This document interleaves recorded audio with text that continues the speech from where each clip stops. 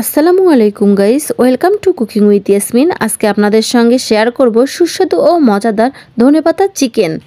আশা করছি আমার এই সহজ রেসিপি আপনাদের ভালো লাগবে। আর খুব অল্প সময়ে যে কেউ এই ধনিয়া পাতা চিকেন বা ধনে চিকেন যেটাই বলেন না কেন খুব সহজেই বানিয়ে নিতে পারবেন। চলুন তাহলে রেসিপিতে চলে যাওয়া যাক। এখানে আমি চিকেন মিডিয়াম সাইজে কেটে নিয়েছি, আপনারা দেখতেই পাচ্ছেন।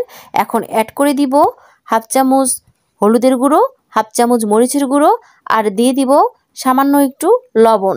দিয়ে সবগুলো উপকরণ ভালোভাবে মেখে নিব, কারণ খুব বেশি দেওয়া যাবে না, তাহলে ধনিয়ার পাতার যে কালারটা আছে সেটা আসবে না।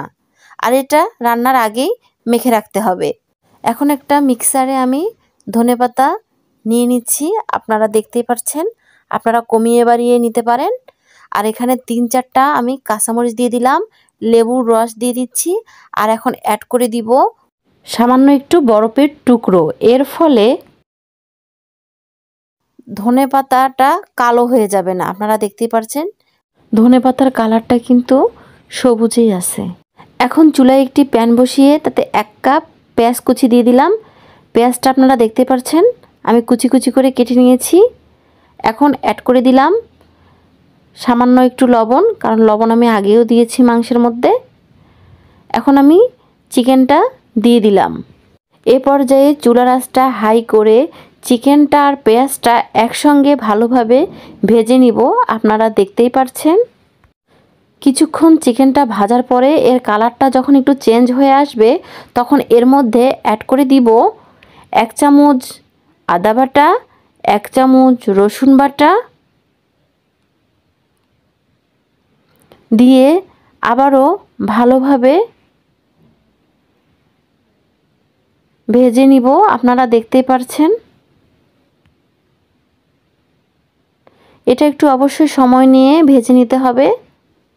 ভেজে নেওয়া হয়ে গেলে এই পর্যায়ে আমি টক দই, বাদাম আর পোস্ত বেটে রেখেছিলাম সেটা অ্যাড করে দিলাম, আপনারা দেখতেই পাচ্ছেন।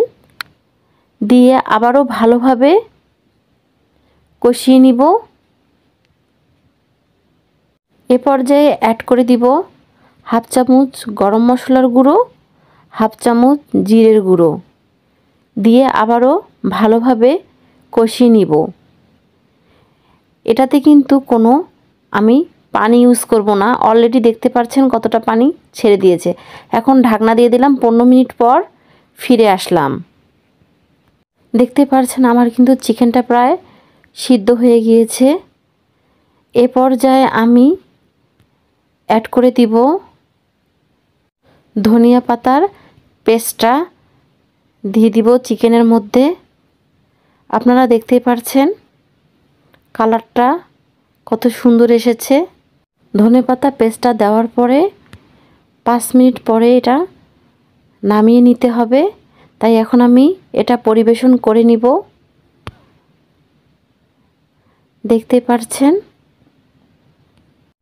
কতটা ইয়ামি হয়েছে। তো গাইস, রেডি হয়ে গেল আমার সুস্বাদু ও মজাদার ধনেপাতা চিকেন বা ধনিয়া চিকেন। এটা খেতে কিন্তু অনেক মজা। আপনারা একবার হলেও ট্রাই করবেন, ইনশাল্লাহ ভালো লাগবে।